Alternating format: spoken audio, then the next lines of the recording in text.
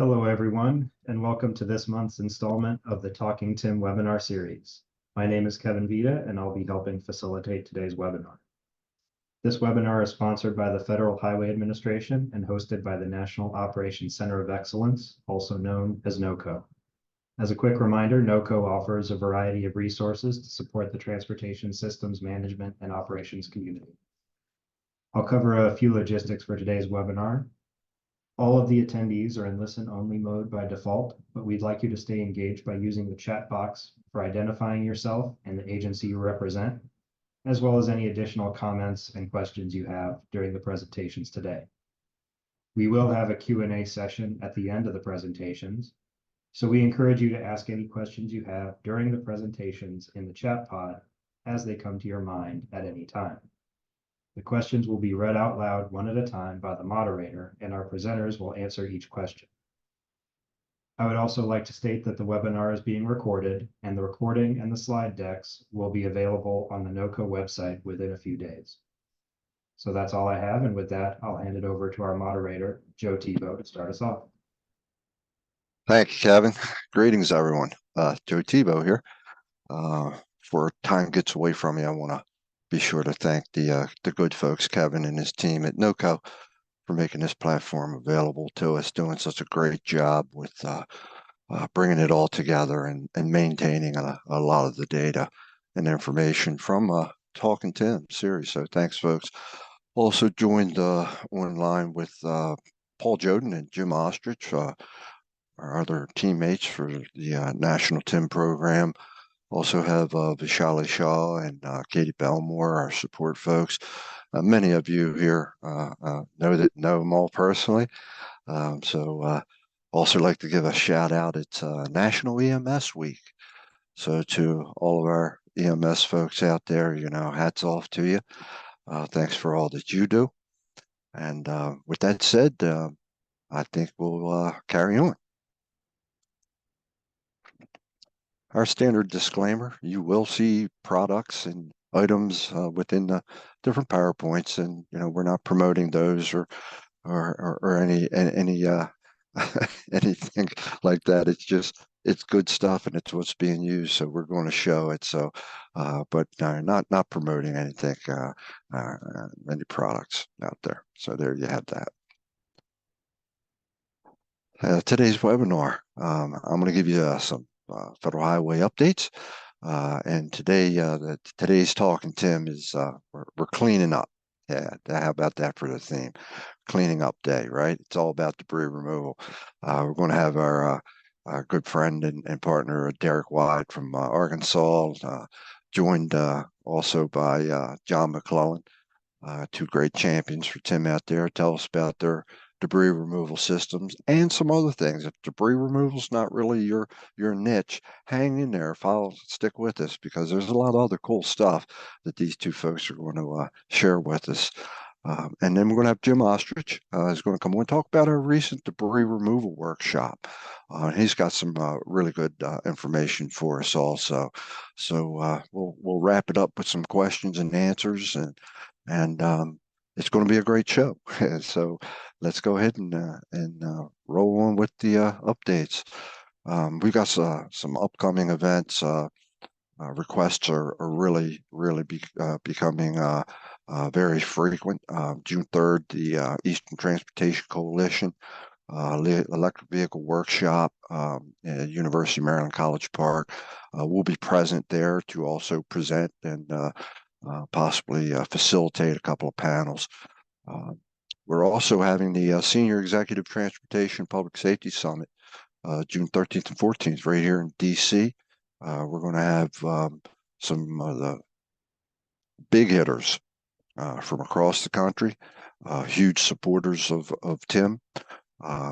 The guest list for the 2 days will probably exceed 100 or so. And we're going to be all about Tim and all of the items that surround Tim. So we'll give an update on that after it occurs. But June 13th and 14th here in DC, the Maryland State Firefighters Association Annual Convention and Conference will also be in June. I'll be down there for that to do a presentation on EMS post-crash care. The Talking Tim debrief from the UAS will be in June. That workshop is in Austin, Texas, and we'll also be having some towing information and the towing incentivization programs. We'll talk about that. And we're also going to have some TIM responder training and line of duty death information forthcoming. So a lot going on. The month of June is extremely busy, and it's all about TIM. And if you have a project or something going on and you'd like to boast about it and share your information, please let us know. And we'd be happy to try to get you in here to Talking Tim so you can share it with the other folks across the country. So let's go to the next slide. Responder line of duty deaths, as I mentioned earlier, 19 year to date. I believe that's the slide indicates 427. I believe that still holds true to today. And the breakdown there, one is too many, but we know TIM is saving lives every day. I don't even want to fathom the thought of what numbers would be if it weren't for the prudent practices of traffic incident management. So, that's what this is all about: responder safety, and we'll keep everyone abreast of that. You can always go into respondersafety.com and take a look at these deaths and get a little bit more information surrounding how the event occurred. So we have that. And from the training side, as of May 6th, the stats are incredible. We keep pushing forward. Total trained 717,439 responders. That's just, that's incredible stuff, right? And it's not so much a destination, it's a journey, right? So we keep pushing forward, pushing for that 1+ million folks trained, push for more instructors who engaged in the overall effort. 592 sessions with 14,900 participants, train-to-trainer sessions. I mean, that's just incredible. There'll be more informational train-to-trainer sessions as time pushes forward. And Jim Austrich oversees the training program.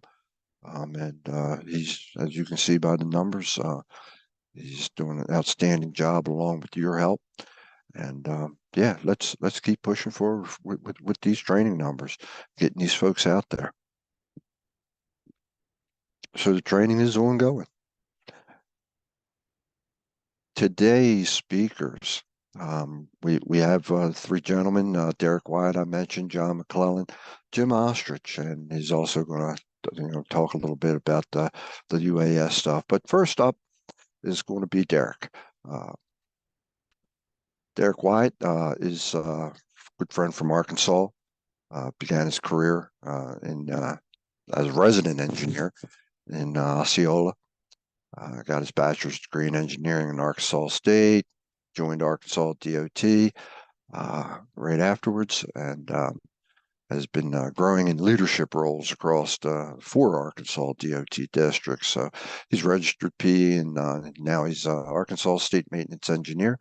So Deric, I welcome you on board, and very interested in seeing your presentation once again. Outstanding stuff. So Deric, you're up. All right. Thank you, Joe. Good afternoon, everyone. As Joe mentioned, I'm Deric Wyatt. I'm the State Maintenance Engineer for the Arkansas Department of Transportation.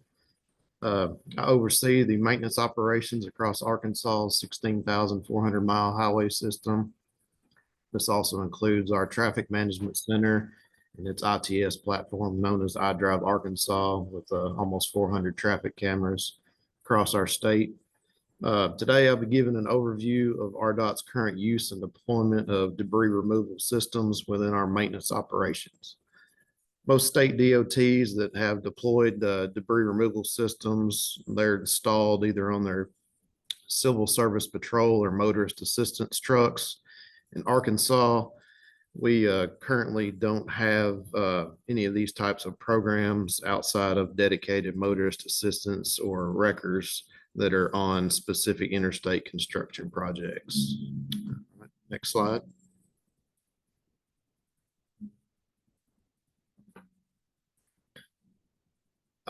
This graph is something we use basically in our maintenance division to regularly monitor and help us remind what our #1 focus is safety of our roadways and our workers and the traveling public.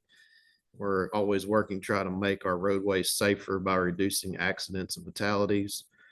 This graph here kind of shows the fatalities that we've tallied in Arkansas on our roadways over the last 10 years. 2024, the slide shows 180 this year, but as of yesterday, we'd reached 191 fatalities. So we definitely use this as kind of a measuring stick to track our progress and remind us every day as to why we're doing what we do to improve the safety of our roadways. May of last year, we had a maintenance employee get struck and killed in the Little Rock metro area while he was working to retrieve a shovel from the center lane of a 3-lane interstate. And after this fatality occurred, basically our administration put a halt on any worker entering a live lane of traffic to do any maintenance operation. It goes from surveying, debris removal, anything that require them to enter a live lane of traffic. So next slide. As part of this effort, we created a safety task force that had representation from across our department, maintenance, operations, construction. We had representatives from all areas of our department on this task force that I was asked to lead. We basically took a deep dive into all of our maintenance operations and what necessitated workers entering live lanes of traffic, and if they did, what those restrictions would be. As a part of one of the first initiatives that we implemented was a very short duration or VSDO work zone procedure and safety policy for work such as roadway debris removal. The VSDO is meant for work that takes no longer than 5 minutes in the road to complete at one specific location. We want our crews to spend as little time as possible in traffic while still effectively carrying out their roles. Every district and county office, as part of this procedure, purchased these long reach poles with hooks to further limit exposure to traffic to our maintenance workers. They were able to stand on the side of the road and basically if they could hook a tire tread or debris and pull it out of the road while they had an outlook or a watcher for them while they were doing the work to watch their back. As you can see on the screen, we also developed a 10-point best practice plan that had step-by-step process for a debris pickup for our workers to follow. We also developed a safety concern reporting tool, which can be seen on the right. This allows our employees to scan a QR code and report any safety concerns directly to our health and safety section, which then went to our safety teams at each district for review by the district engineer and the administration in that district. Both of these posters have been installed in every county headquarters maintenance barn across our state. As we implemented additional safety training for new employees must go through an orientation class their first week when they're hired, which consists of multiple safety briefings followed by flagging and VSDO quizzes before they can actually go out and work on a roadway. We also implemented green vests for our new employees. Typically, our maintenance workers wear orange vests, but all new maintenance employees have to wear a green vest for the first 6 months of employment.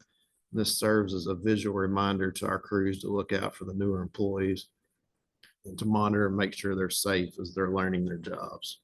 All right, next slide.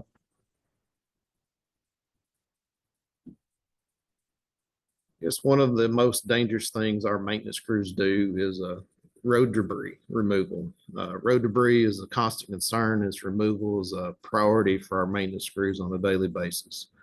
Debris from tire blowouts is a common sight on interstates, especially in the South with higher temperatures.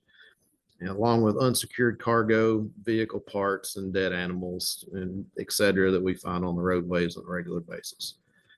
All these types of debris become an immediate danger to travelers, particularly on our high-speed roadways and interstates. Debris removal is a daily task for our air maintenance crews with busy interstates around Arkansas, such as I-30 and I-40, which require staff to patrol the routes daily in addition to call-outs during all hours when reported by our TMC or directly into law enforcement or county supervisors. High volume routes such as I-430, I-440, and I-630 in our Little Rock metro area. Our Pulaski County crew, which encompasses this area, and has 4 maintenance crews. They have multiple crew members each day that working on debris removal. So they were our primary focus when we were developing these policies, because they were close to our central offices and we could work with them to come up with the best policies and procedures for debris removal. RDOT, as seen in the top right photo, we use specialized equipment to clean shoulders and roadways along median walls, such as road rakes shown here in that picture. We've also invested in additional specialized equipment for safe retrieval of debris out of the lanes of open traffic. Next slide.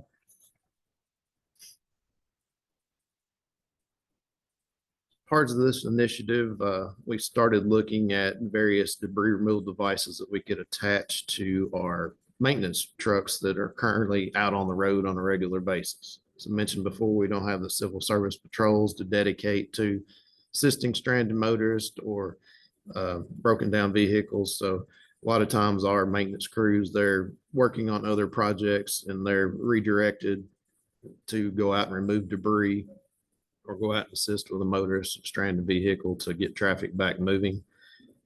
And so our goal was to find something readily available on the market that we could put on these vehicles quickly and deploy them in a time effective method to get the debris out of the road and get traffic back moving as quickly as possible. This also meant we were staying consistent with our mission to limit the crew's time on foot in live traffic with the purchase of the lane blade and the gator getter, as shown here in the pictures. Lane blade attachment can be seen on the left. The crews to use a touch controller in the cab of the truck to deploy the lane blade, which has articulating wings on the sides of it, and be seen in a video here in just a minute. But these 2 folding wings help trap the debris in between. In the center of the plow actually has a camera where the driver can see the debris as they're approaching it. And the lane blade itself can only be deployed when the vehicle is going 20 miles an hour or less. Once the lane blade is deployed, reaches the ground, the operator can speed the vehicle up to help safely move the debris off to the shoulder of the road and safely pick it up while out of a live lane of traffic. In Arkansas, we initially purchased 13 lane blade units, which have all been installed to date on our vehicles, and they're currently deployed across our high volume interstate routes, primarily in our metropolitan areas. Second device we purchased was gator getters, which can be seen on the right. The gator getter device works by scooping up debris while traveling down the road at regular speeds. It will push the item up and around the barrel to a collection tray, which holds it until it's emptied. In addition to the benefit of not having workers on foot removing debris from the road, it also permits the debris removal without roadway shutdowns or traffic slowdowns, as it can be done at normal roadway speeds. What we found by using the gator getter that we've attached to the dump trucks in place of a snowplow is the vehicle has to be going 45 miles an hour or more to pick up the heavier weight debris and actually get it to swing around inside the barrel there and rest on the cage, the tray that's on the center. It takes the centrifugal force of the debris to basically fling it up in there until it's stowed and can be disposed of later. We ended up purchasing 16 gator getters and approximately 12 of them are currently installed and in service. We're working to get the rest of those installed on our fleet and available for use by our crews. These devices have been an investment for RDOT, but the feedback we've gotten from our crews and the peace of mind knowing that they're doing everything we can to keep our workers safe has already made them very worth the investment. All right, next slide.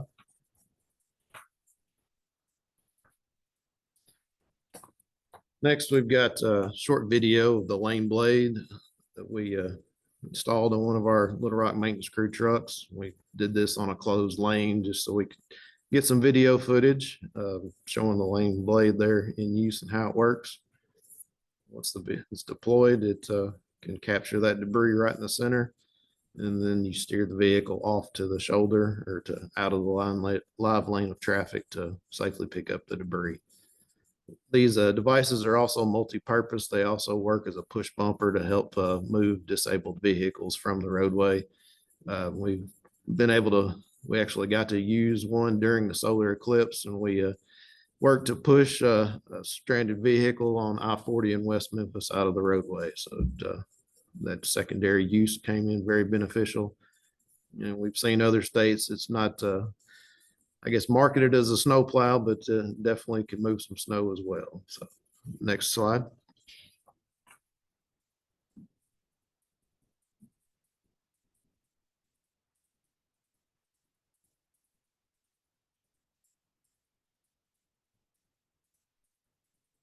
All right, this next video is the Gator Getter, how it picks up debris. You can see in the video, there was a tire, I guess, in one of the video screens, but when he slowed the vehicle down to turn around, he didn't empty it back out. So it was shown there, but as that dump truck picks up that debris 45 miles an hour or more, that centrifugal force will push that debris up and around the inside of that barrel into the collection tray. Our long-term goal includes incorporating HOS alerts on these maintenance trucks that will utilize the debris removal systems that will help to notify the traveling public through apps such as Waze that maintenance is occurring ahead. We're also working to develop a better method of tracking the usage of these devices through either an app or an integration with our truck ADL systems. Next slide. Outside the debris removal, but still in that same safety TIM realm. Last year, RDOT, we received approval from Arkansas Division of Emergency Management for the use of green lights in conjunction with our amber and white lights on our maintenance vehicles and construction vehicles and work zones. Previously, green was reserved for emergency management only. And in Arkansas, we're not allowed to use blue lights on our vehicles. Only first responders, law enforcement can. So we don't have that authority to do that. So the addition of the green lights has greatly enhanced our visibility in work zones, especially during inclement weather and bright daylight time periods. We got a chance to basically put these green lights to use back this past winter in January. That's seen here in this picture. We're steadily installing green lights on more of our vehicles across our fleet. And we're also looking to do the synchronized lighting packages as we implement these additional lighting packages. So we've got more work to do in the vehicle lighting realm. It'll be coming in the future. All right, next slide.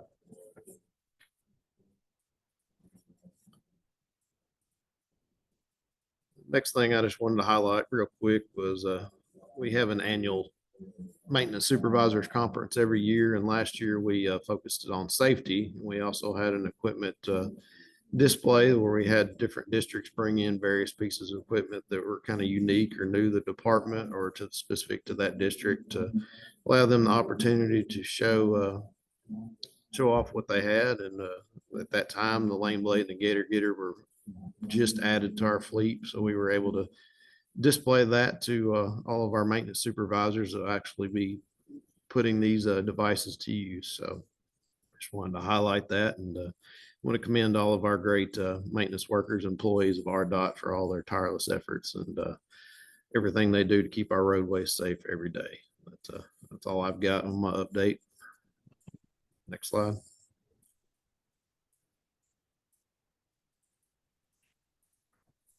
Outstanding.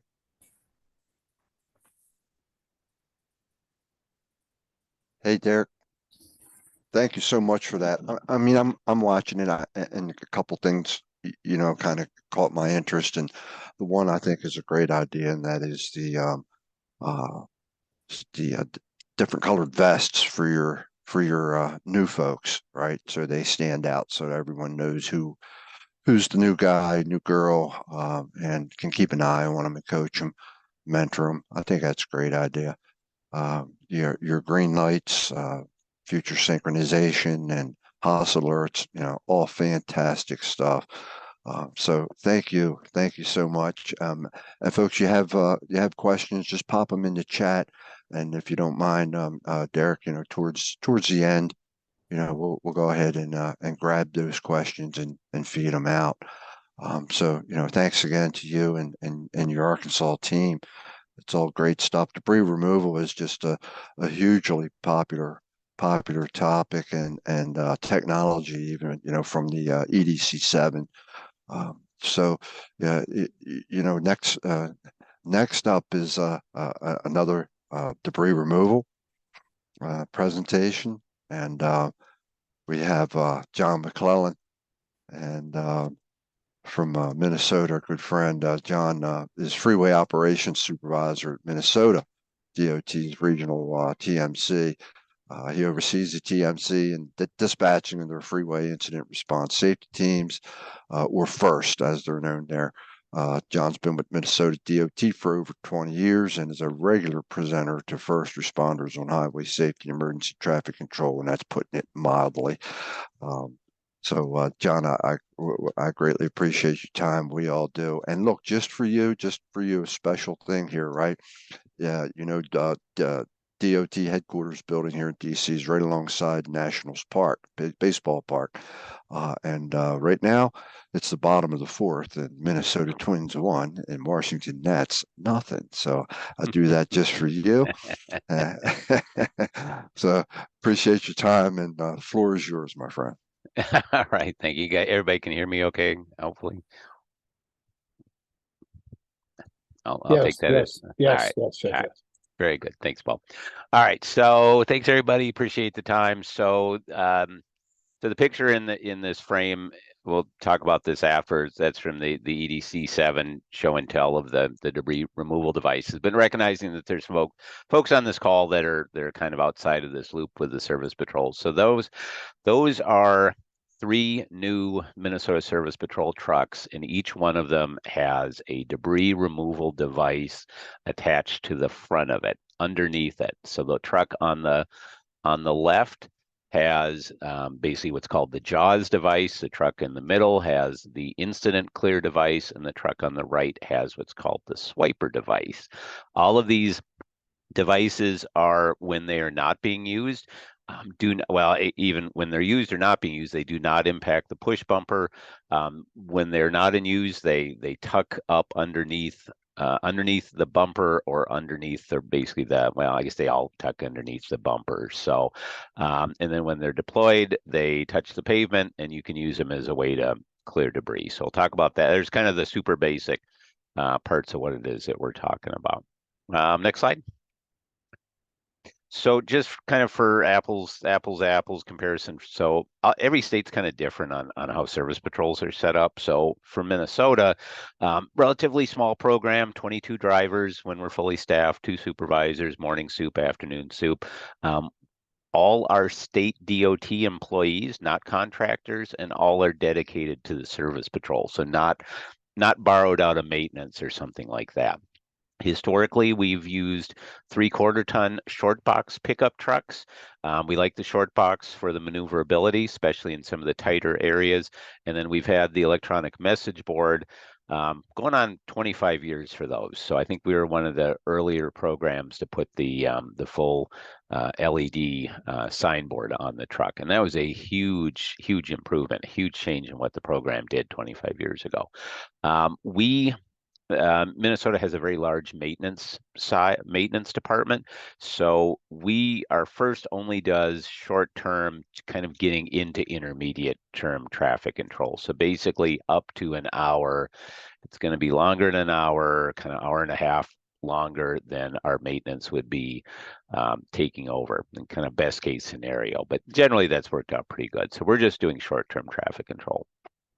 We are only in the Minneapolis-St. Paul area, the metro, and it's not 24/7. It's 5 a.m. to 8 p.m., morning shift, afternoon shift, not 24/7. They share the trucks. They're not take-home trucks. They're not on call.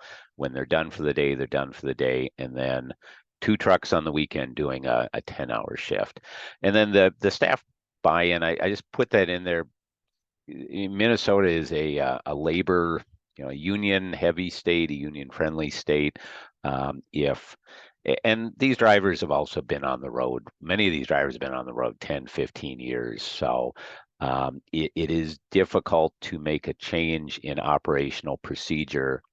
There'd be a lot of ways to fight something if staff didn't agree with it. It would be complicated. So making sure that this is something that the staff understands, supports, and feels value to is good on a number of levels, especially for us. So next slide.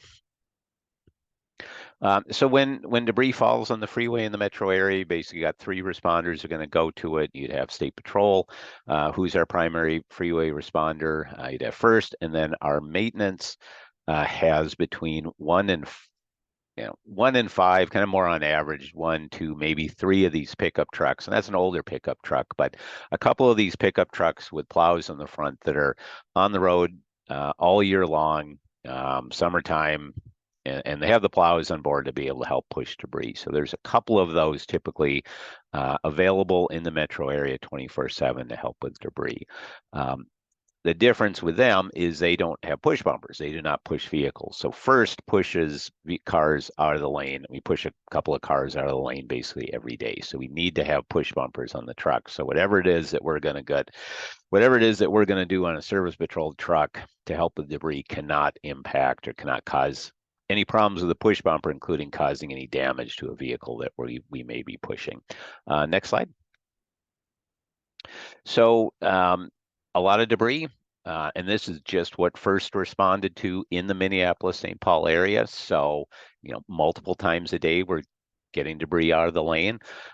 Pretty similar, and I think if there's maintenance people, if there's service patrol people on here, you kind of already, nothing's going to be new out of this, but retread, recap, tires, crash debris, ladders, wheelbarrows, Christmas trees, dead animals, any item that you would have in your house, especially mattresses, ends up on the freeway. Anything you have part of your vehicle, part of your car, part of your truck also ends up on the freeway, along with all sorts of other miscellaneous stuff in there. So lots of junk gets dropped on the freeway. And the hard part out of it, the lowest common denominator for getting debris, at least from our perspective, is motorcycles. And that is a hard one as a dispatcher to, I know it's hard for me as a dispatcher to be looking at some tiny little piece of debris and like, oh my God, I do not want to send my truck out there to risk his life in the middle lane of free flow traffic to get this stupid piece of debris, but it might kill a motorcyclist. And we have seen motorcyclists go down. We've seen motorcyclists go down and be killed. We've seen them be hurt because they've hit debris or tried to react to the debris. So we have to do it. I can also think just offhand of at least 2 vehicle fires caused by running over mattresses, including a brand new massive RV that ran over a mattress afternoon rush hour and dragged it about 3 miles before it caught on fire and burned the whole RV up. So, and then really the whole point of all of this from a employee side is the worker part of it. They're having to go out on foot in the lane to get this. So the whole idea is to have some way to keep them in the truck while they get to the debris. So at least they have some protection. They got a metal cage around them with the truck. They got their signboard up and they have their seatbelts on. So at least they have more protection than they would if they were out on foot. Next slide. So all credit for this concept goes to Missouri. Missouri was the one that came up with this. A big shout out, to Missouri DOT. Marcus Slaughter was a big name into this and was the one who came up with the original idea for JAWS, also adding in Owen Hansen and Alan Heathman in St. Louis. And I'm sure there's some other folks at Missouri DOT that had big parts in this, but this concept came from them. I remember hearing about it 2015, 2016, hearing that they were coming up with something and thinking, wow, what a great idea. That would be, that's a really smart idea. Hard to take an idea and bring it to your own home state though, without laying hands on it. It's just hard to get traction unless you have a lot of support. So it kind of sat on the back burner here. I had an opportunity in 2020 to be able to go to St. Louis and as part of a different conference and be able to see the service patrol trucks and see the one there in the middle, the one in the bottom right, the swiper device in person, and think, oh yeah, that is a really good idea. So what we were going to try to do in 2020 was fly a bunch of MnDOT people down to Missouri on the state plane, and we go to St. Louis and we look at that one, then we go to Kansas City and look at that one, and fly back all on the same day, and then that way we wouldn't count as an out-of-state trip, and it'd be a lot easier to get that through the system. But unfortunately, that was all shut down by the visit from COVID. So it kind of spun around a little bit more. Late 2020, the idea came up of, well, hey, our MnDOT maintenance has a research group, and they have a chunk of money, and basically this maintenance research is to buy small things and test them out. So, and I mentioned this too, because your state may have something like this too. This wasn't like an ABC of, oh, if this didn't work, then do this, then do this. This was all just kind of like, I don't know, what do we do? What do we do? Oh yeah, I remember seeing these guys I remember seeing the research people at another totally different conference a couple of years ago. Let's see if maybe there's an opportunity to get some money from them to try something. Not only the money, but also just kind of the whole process too. Next slide. So hooray, we got money from the research group, 100 grand, so a nice chunk of money. Question at this point is which device do we get? Because right now we only were aware of 2 devices, and they were the 2 Missouri devices, the swiper and the JAWS. And if you talk to people in Kansas City, they loved JAWS, and you talk to people in St. Louis, they love swiper. So which device do we get? So originally we were going to try to hire a local upfitter and have them create something, maybe buy, or create the 2 devices from Missouri and have that work for us. Unfortunately, that didn't work out because we could use the research money to buy stuff. We couldn't use the research money to buy a contractor to develop something. So instead it was, well, let's go and buy the 2 devices, and then we'll also hire a consultant to help write the report. Next slide. Then in the process of organizing all that, we heard about the Incident Clear device. And so for folks who aren't aware, Incident Clear is a company that does service patrols, and they basically, they're a consultant and they do a service patrol. So they do Colorado's service patrol, they do Michigan's, they do a couple of other states too, where basically if you have a service patrol running and they're not state employees, and they're coming from a company, Incident Clear is one of these companies that does that. And they had come up with a device on the top right there, which to assist with debris removal. When it's not used, it goes up under the bumper, and when you want to use it, you push a button in the truck and it drops down, and then you can use it to help push debris out of the way. Then we had also Lane Blade, which is on the bottom right and was mentioned by our friends from Arkansas there. We were aware of that. I know I had heard about it, and that came out of, I think, Pennsylvania Tollways. I mean, certainly a very cool device, and we had an opportunity to look at it, to see it, to drive it around. Hey, I got to drive it around and give it a shot. I'm like, wow, this is pretty cool, pretty easy, pretty cool. Problem is, it is a little bit more expensive than what we were able to imagine fitting into our into our niche of a service patrol here. Again, we're a very small niche within the great maintenance. We're actually outside of maintenance, so we're a very small niche within that. So we have a very limited budget, and it was probably not going to be something that we'd be able to see going forward with. Next slide.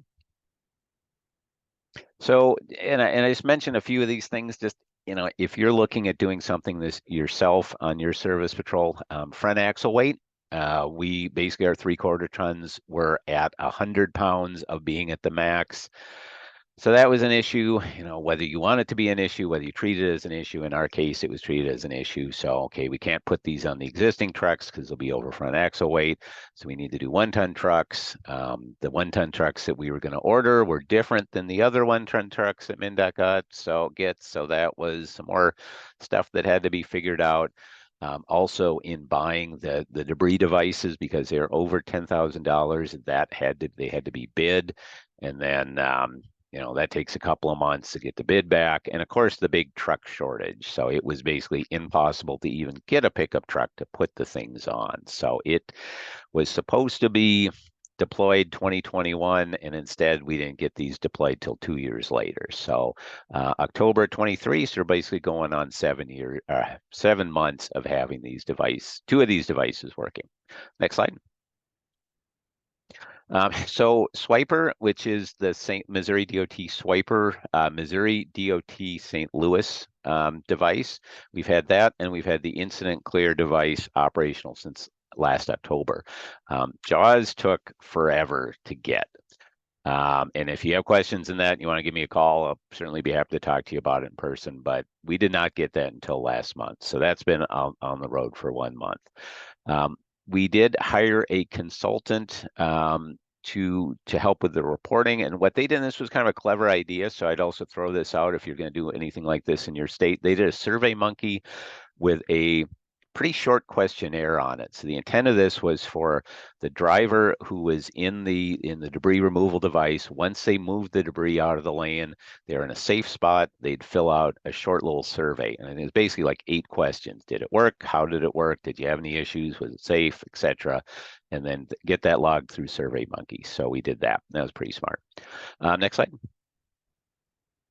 So some of the issues that came up, and again, this is new technology. You see, it's relatively new. It's been around in Missouri for a little while, but kind of taking off on a national level. There is still, I think, things that are kind of being figured out as we go.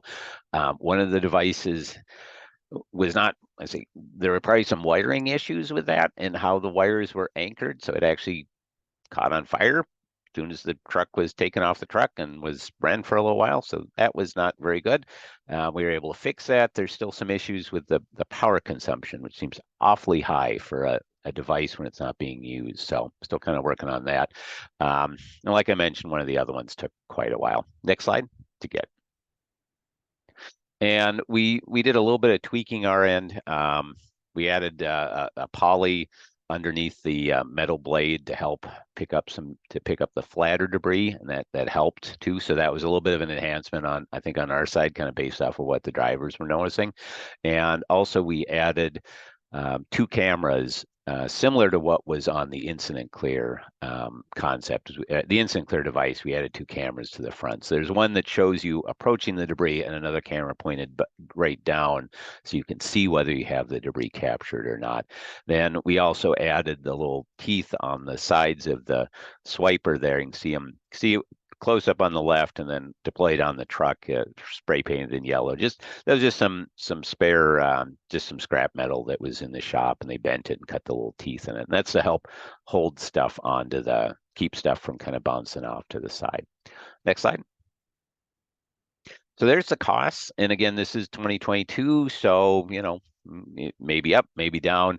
You can see one of these was under 10,000, and it was actually, I mean, pretty reasonable. So in that cost of 6,400 included a new bumper, so really cheap. It was kind of, this one was a little bit interesting in that we told them what bumper that we wanted to use, or what bumper was their standard. They purchased the bumper, and then they installed the device on the bumper and shipped us the bumper. And then we had a local upfitter who then installed that on the truck, along with the kind of the equipment to operate it. So that was how that one panned out. And then the other 2 devices included shipping and incident clear. We shipped our first truck to Colorado. They installed it, shipped it back. And then for the JAWS device, we shipped it to Kansas City, and they installed it and sent it back. So, and then you can see down at the bottom, you can see what the price is. The price that we had in 2022 for the lane blade, kind of see what the differences are. Next slide. So this is some of the details looking at the the details looking at from that survey that the consultant came up with. You can see that 73 uses as of May 13th. I looked at, we got a report every 2 weeks from, or sorry, twice a week from the consultant. I think it had maybe gone up to 74 at the last report I had seen, but say 73 uses since last October. Majority of those have been with Swiper, although Incident Clear is starting to catch up a little bit. We switched Incident Clear to a different route in the metro, so it's getting a little bit more use. And then JAWS has only been out on the road for a month, so kind of see the differences there. And then the success rate, 80%, so a little bit over 80% where it worked. It got the debris out of the lane. The driver did not have to walk on foot. They were able to come up, grab the debris, move it to the shoulder. And then also in that success rate, what's kind of interesting is that the Swiper had 4 times where it was rated that it didn't work, but that's out of 40 uses. So you say 10% of the time it didn't work. Incident Clear has 7 times where it didn't work out of 29 uses, somewhere like 25% of the time it didn't work. And then JAWS had 2 out of 4 uses, so basically 50% of the time it didn't work. So you can kind of see some of the differences there in the success rate. Now I will cage that a little bit to say there is some benefit in the drivers using these devices and kind of learning how to use them and what works and what doesn't work. And I have some feedback from the drivers about really needing some time to kind of play with it and use it. So I think it'll be a little bit interesting too, kind of looking over time to see whether that no tracks downward. There's probably a high level of no's at the beginning, and then once they've gotten used to it, seeing whether it goes down or not as they get more familiar with it. And then on the right side, you can see 2 graphs there. 95% of the time it was easy, either very easy or somewhat easy, and then 5% of the time somewhat difficult, at least no very difficult. So that was good in the use of it. And then the safety it's a little, I'm not sure if that's getting cut off on the bottom of the screen, but basically that is all very safe or safe. So 100% of the time the drivers felt safe, which is awesome. That is amazing. Next slide. Stuff that didn't work on the left, stuff that's too flat, so like retread. So if a recap is laying flat on the ground, that's a challenge, and we were able to get some success by putting the rubber on the bumper lift on the Incident Clear device, and that kind of helped. Stuff that's really flat, like a sign, or we've had a couple of sheet metal spills on the freeway, it's still, none of these devices have really worked for that yet. So really, really flat stuff has still been a problem. And then rolly items. So, a muffler, we had a wood log that was just perfectly shaped, perfectly cylindrical. Stuff that rolls can be a problem because it will kind of get its own roll to it and then flip itself out. So rolly items are hard and are still kind of a challenge. And then just overall, there's a difference between, we can say, the catcher or the grabber style like JAWS, where it's going to grab it and kind of snatch onto it, versus the plow style, which is, the pusher or the plow. So it's kind of be interesting to see in the next 6 months or so whether there's a difference and overall what the feeling is. And it's probably one of these things where there's, most of the time you could use either one. There's probably going to be a narrow amount of time where one is going to work better than the other. That's just kind of a general feeling. So we'll see. And then on the right, you can see, kind of see some of the responses there on why it didn't work. So there's some of the communications there and there. And if you guys decide, if any of the states on here, you guys want to do something like this yourself and do it as a study, probably a little bit more fine tuning on the questions. I think if I was going to go back and redo this again, I would probably maybe change these questions a little bit. I mean, it gives you a good idea, but if you wanted to drill in more, it's, there's probably some improvements that could be made on it. But still, overall, it was a great way to gather some data. Next slide. And I think we have a couple of videos. So this is from the first shop. There's the Swiper device. Hopefully you can see it there deployed down. It when it's not being used, it's tucked underneath the push bumper. You deploy it, it comes down, basically acts as a little mini plow. So there he's pushing some debris down. There's the Incident Clear one. See it drop down from underneath the push bumper, again, pushing some debris off to the right. And then there's the JAWS device. And in that case, worked really well. Grab that chair right up in its little mouth there and drag it off the shoulder. Next slide. And here's a few real world ones. So there's the swiper device being deployed. You can see it folded down. This is before we put the little claws on the side and before we had the teeth. But I mean, that's basically what the idea is to deploy it and move it to the shoulder. And this is kind of the best case scenario here. You got the message board, you got a trooper doing the wiggle to slow traffic, you got the service patrol coming in. Again, same area, same location, just coincidentally, a couple of months later, same area. And again, able to deploy it, not have to get out of the truck, just be able to deploy the device, move it off to the shoulder.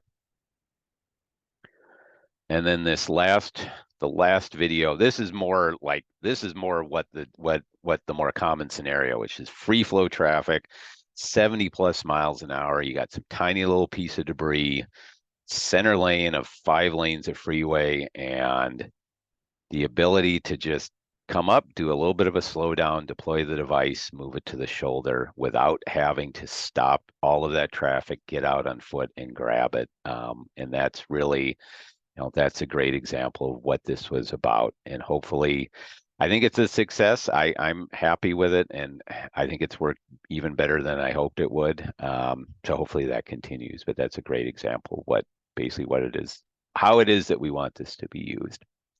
So the last one on here is a little bit different, but just looking at the synchronized lights. So this is all one city, and you can see the lights are synchronized there. Here's another one. This is a response. You can see which agencies. There was a couple of different cities at this one. I think there's a couple of troopers, but you can see the ones that are synchronized and how they go into that sync mode.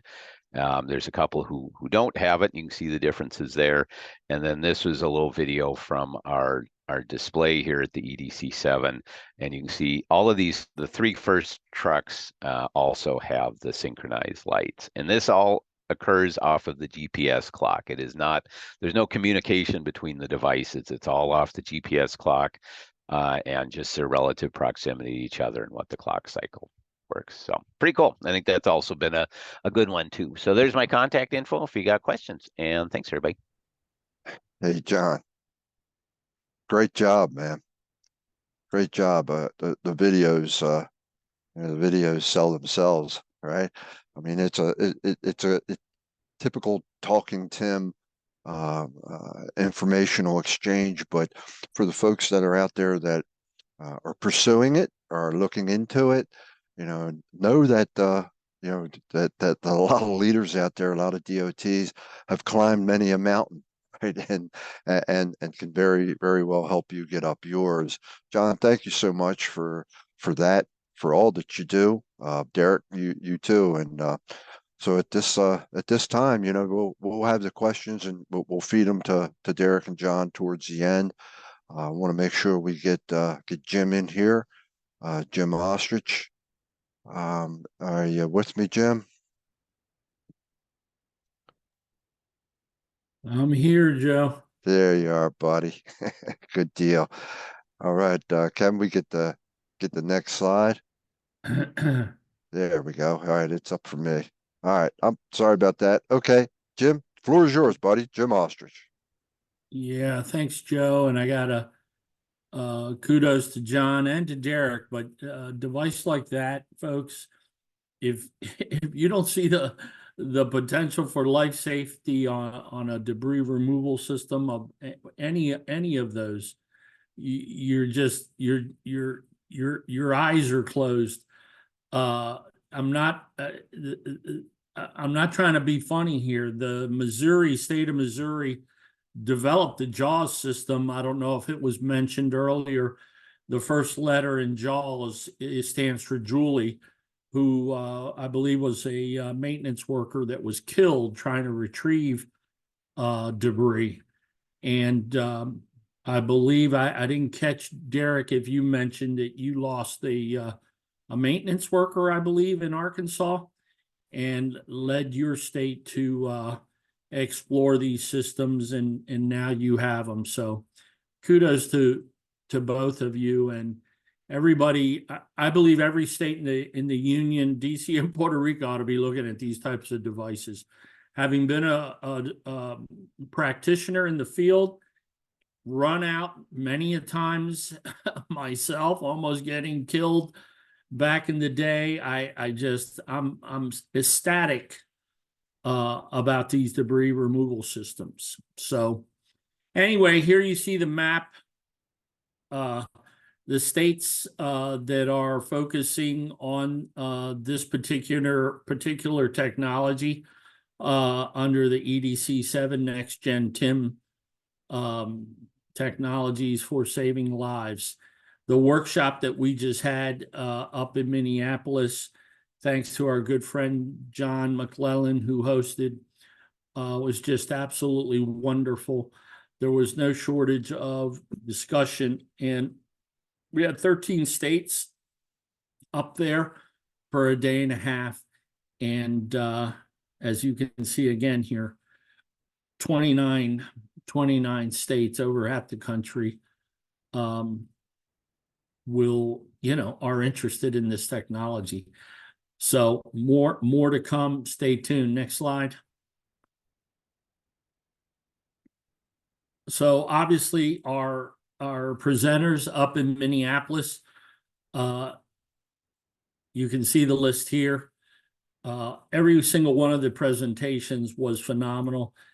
And there was a lot of Q&A, a lot of people asking questions. You'll see in a minute here in the summary of what we are going to be reporting as a result of the workshop, and share with you, the National TIM community, at some point soon, once it's all approved, etc.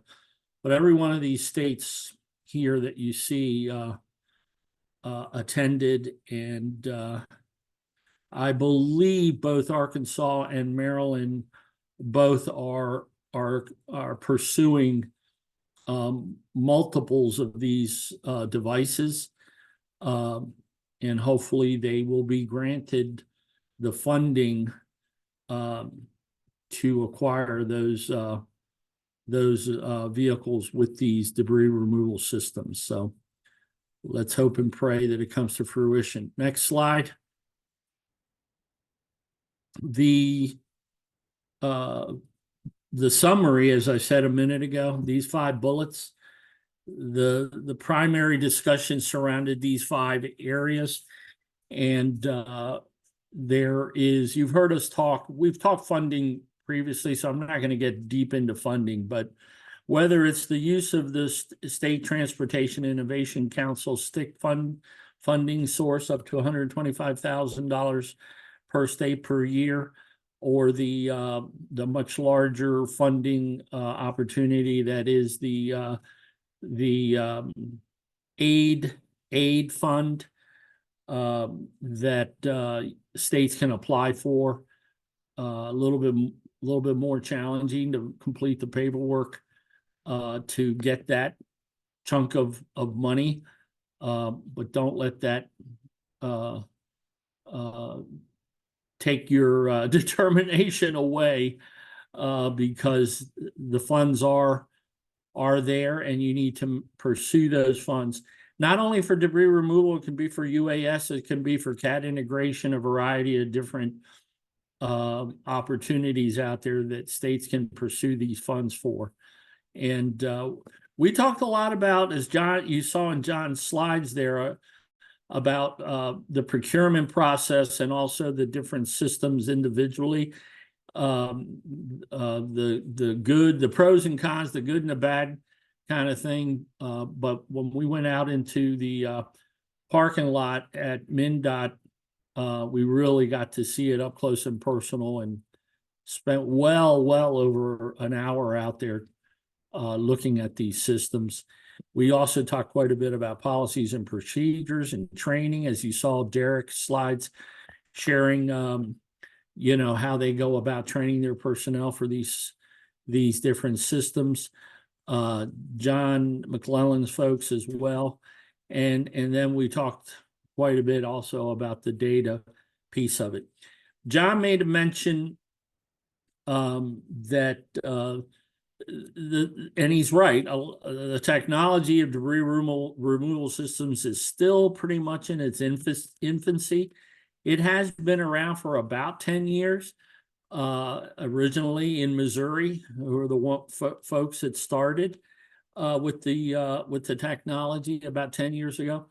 But now with it gaining more and more momentum across the land, we encourage states to obviously collect data, and the more data we have, the better, and we'll be able to share that data and make the case for the systems. Bottom line is, if it saves one life, for crying out loud, one life across this land, it's worth the investment. You cannot put a price on the life of one of our brothers and sisters out there in traffic incident management. And I don't care what discipline you're in either. It doesn't necessarily have to be DOTs or public works. Next slide. And I believe, yeah, this is the picture we took in the parking lot there. A lot of these folks have been with us for a long time. And note, by the way, John's vehicles from MnDOT there, the light bars are synchronized too, which was a nice touch. Mm-hmm. So, is that last slide? I believe. I believe it is, Jim. Yeah. And again, thanks to our presenters for sure, and all that they do. Back to you, Joe. Thank you, Jim. Appreciate that. At this point, I'm seeing some questions here in the chat. I've been trying to scan through them. If not directed to anyone in particular, but John or Deric, longevity, lifespan of lane blades. I'm not sure if they've been out long enough to make that determination or not, but either one of you have any experience with that? I can answer a little bit of that. I guess our longest one we've had in service is around 6 months. The lane blades do have a sacrificial blade on the bottom of them that can be replaced. I think one of the comments was about a Cooper blade. They do make I guess a supplemental blade that has some ceramic inserts in it. It's more of a rubber blade. We haven't tried any of those yet. We're still running the original blades on ours. But I know the Pennsylvania Turnpike worked with JTech to develop the lane blade, and they've had theirs in service, I'm wanting to say 3 or 4 years now. Mm-hmm. And is to swap the lane blade to a new truck around the 10-year mark based on our workshop information I got from them. Okay. All right. How about Deric, while I have you, the 10-step debris removal card? Is that available to be shared in a PDF format or something? Yeah, we have a PDF poster. I emailed it to Joe a minute ago. I don't know the best way to share it, but it's available for anybody that wants a copy of it. We Yeah, because you actually sent it to Paul. Okay. Oh, okay. Yeah, but we can, I think, I got to yell over the wall. Hey, Paul, thanks. I'm So- passing it over. I think what we can probably do is, if acceptable for you, we could probably post it on NOCoE as a downloadable within the FHWA or NOCoE TIM sites. So that way, for anyone that wants to download it or share it, there'll be a link on NOCoE. Works for me. Cool. Hey, the mention of the Cooper upgrade, that's new terminology to me. What's that about? Cooper makes snowplow blades and different blades basically for various items, and they do make a replacement blade for the lane blade that's made of different material. Okay. It's a rubber blade that goes on the bottom and has like ceramic inserts, I think, in the bottom of it. Gotcha. I'm still scanning to see. I know there was another. That's a repeat. Joe, there's one in the question pod. Okay, yep, sure is. For you, Deric, it's directed towards you. Any specific name for the tool that the worker was holding for debris removal in the shoulder, that pole and hook you were talking about? The one that our crews found to be, I guess, the most durable was actually a logging pole that's fiberglass, and it's around 8 feet long. I think there's some smaller versions, like a pike pole is kind of, it's got a hook and a hook on one part of it, and it's got basically it can reach out there and grab a tire tread or something like that and hook into it pretty well and drag it back. But Is that like an in-house fab? no, they're you can find them at a forestry supply company. They're around $100 a piece. But we did various things. We used pool poles and with hooks on the end of them. Just one of the best things durability wise was that fiberglass pole, which is forestry logging tools, what it is. Okay. Get them at like Granger or something like that for around $100. Right.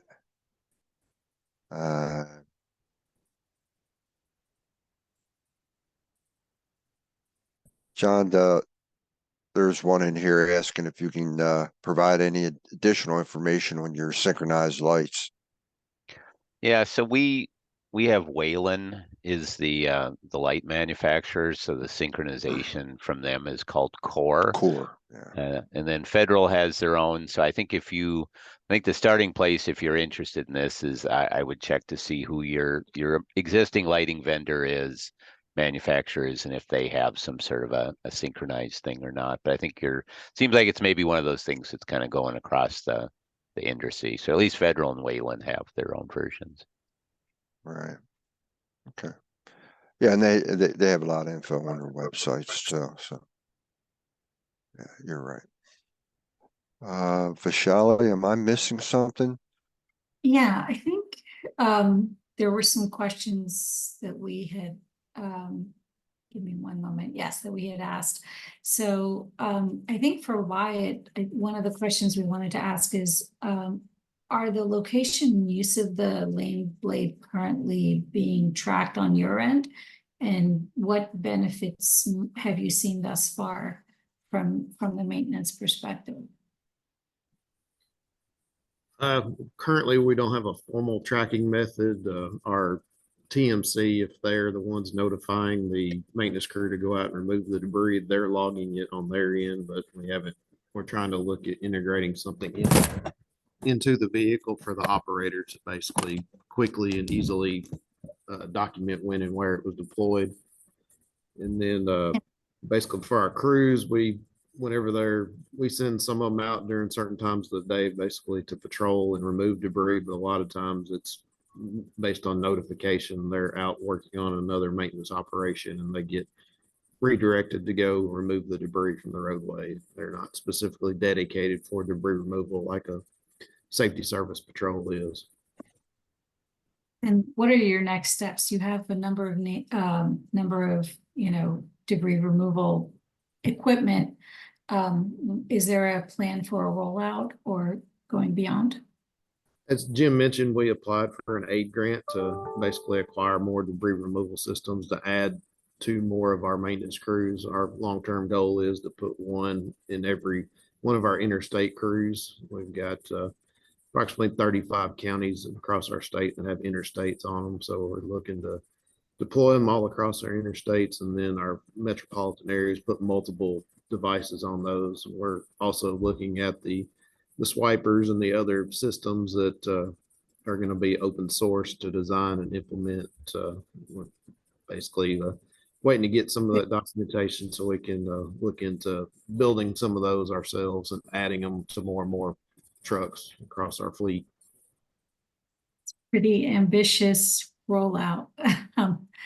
I think the same question, a similar question, John, for you. In terms of a long-term strategy, how much longer do you plan to continue to assess the existing products? And then do you feel like that assessment is going to support a stronger business case for a broader rollout?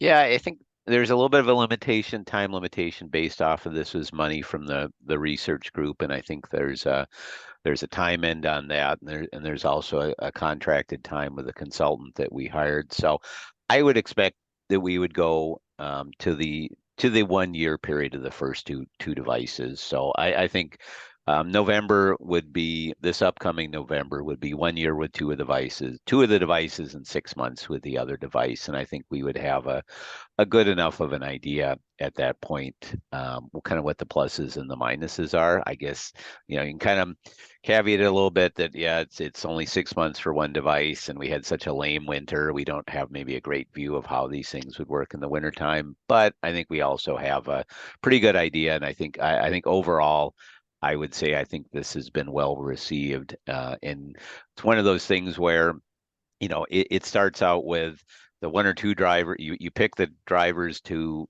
have the device who are the ones who are going to use it, and you kind of have that bell curve of the drivers who are like, yeah, I'll try it, and then you have the other drivers who kind of shrug their shoulders, and then you have the other drivers say there's no way in the world. But it's probably being successful when you have one of those no way in the world guys after a few months say, well, yeah, okay, if I wouldn't mind using that one, I'd be okay with using that one. So then then you think then that seems like a really good sign that this is a good product. So I would say November, and I would hopefully see us incorporating this into our standard design, our standard rollout, along with the synchronized lights for the future trucks as we get them. So, and I think you answered the question from Amy Beal, but has it generally been positively received by crews for both Deric and John? The Q code, Oh, and yes, the QR code for Yeah. reporting, right? That QR code was for Arkansas, was a safety reporting poster. In the beginning, we got several inquiries through that. We still do get them basically a couple a week through that.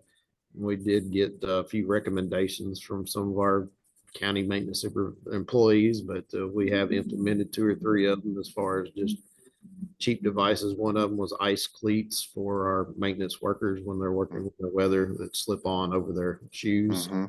It was something we looked at, and we agreed that there was a $5 to $8 purchase from Amazon or something, and we put it in our stock rooms, and they can come check them out during those seasons and use them. So it's Yeah, turned out to be a beneficial tool. good. Times have changed. We used to call that the safety suggestion box. Right. And now you scan a QR code and voila.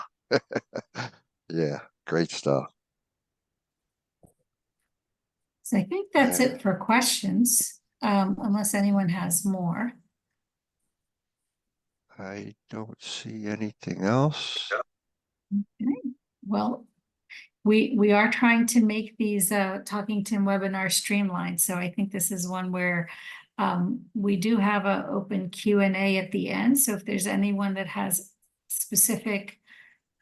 broad questions with regard to Tim, topics for future webinars, things that are going on, now's the time. And if not, we'll finish in the next few minutes. Yeah, just a update for you, John. Top of the 7th, 2-0 Twins. And Jim, there is a question for you with regard to the new materials for Tim training. Is there an ETA? The shot. It's all your fault. No.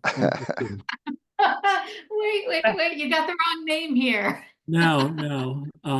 Seriously, we did miss the deadline, May 1st. And for that, I apologize. And we were going to send out an email to everyone because we have received this question from others. But rest assured, the materials, the in-person 4-hour, the train the trainer, the instructor-led virtual training materials those four in particular, and the tech lessons, by the way, the tech lessons we will announce the official date once they're actually in the Tim Training SharePoint site. Of course, that only matters to those who are graduate instructors. The material is not, it's not available to just anyone. Let me put it to you that way. So there are more train the trainers coming up. If that just hit your mind and you want to become a national Tim training instructor, just watch your email and we will be announcing more of those virtual train the trainer sessions. But for now, I'm just going to say the materials that who is it that asked that question a minute ago? That was David Strawn. Yeah, David Strawn. So David, thanks for the question. I do apologize for the extended delay, but it will be available soon, I promise. Katie Belmore. Mm. Hello. I was just being here in support. Oh, Okay. thought you Okay. had something to say. Well, I blamed everything on Vishali, so you're clear. Oh, Yeah. I pointed to myself and took responsibility. Yeah. Thank you, Katie. Thank you. We pick on just Shelley enough. I know. I'll raise my hand for that one. Yeah. All right, Katie. I am happy Jim- to serve as the sacrificial lamb. Jim said soon, Yeah. very soon. Very So, soon. Yes. yeah, define very soon. Don't. Define very soon. Yeah, Within a week. never mind. Don't. Oh, Yeah. so, Ooh. oh, Ooh. Like really very soon. Yes. Okay. Is this recorded? It was Okay. recorded last time too. Oh man. Okay. Yeah. Okay, I'm looking. While you're looking there, That's I it. just want to emphasize something that Jim said and Deric touched on it. So it hasn't been approved yet, but when you're doing an expanded pilot on something that's an innovation, and of course everything we talk about just about is innovation, right? The debris removal systems innovation, the lighting innovation. There's that up to $1 million for the aid demonstration grants, they call them. The 2024 fiscal year NOFO, Notice of Funding Opportunities, is still out there. So if anyone has any, it doesn't have to be $1 million. It can be up to $1 million. So if anyone's got a good concept or something they want to spend that they need to advance a pilot, so it's somewhere between a brand new pilot and implementation, but it can't be research. So somewhere in between there, you just need a little bit more funding for a push. That's that a demo grant, and the EDC team in your state will know how to put that application in. So I just wanted to emphasize that we want all the money to be spent on Tim, although we're sharing it with many others. But I thought I'm glad Jim and Deric both mentioned that because it's out there. We don't like to leave money on the table, folks. Thanks. Good point, Paul. We seem to do though every year, right? Yeah, Yeah. the stick funding, there was 12 states last year that left money Yeah. on the table. Hard to It's like- believe. And the like a the federal fiscal year is coming to an end. So check to see if your state has applied for their stick funding. It's up to 125,000, 20% match. But there was 12 states out of 50 that left money on the table, and and Federal Highway wants to give it out. They want to give it out. So check with your stick committee, see if it's been played, and then find something to spend it on. There's many things in And- Tim you can spend it on. Paul, I know that the matching for aid is more complex, but the matching for stick can be, does it have to be actual money or can it be through, matching of time or other Yeah, I don't know if it can be what they call that as a soft match. soft I- match? Yeah. I I don't know that 100% for sure, so I'd hate to say it, but your people Okay. will. The people in the states that deal with grants will know that, and the stick committee certainly will know that. There's a stick coordinator at every DOT and every Federal Highway Division office that can answer that question.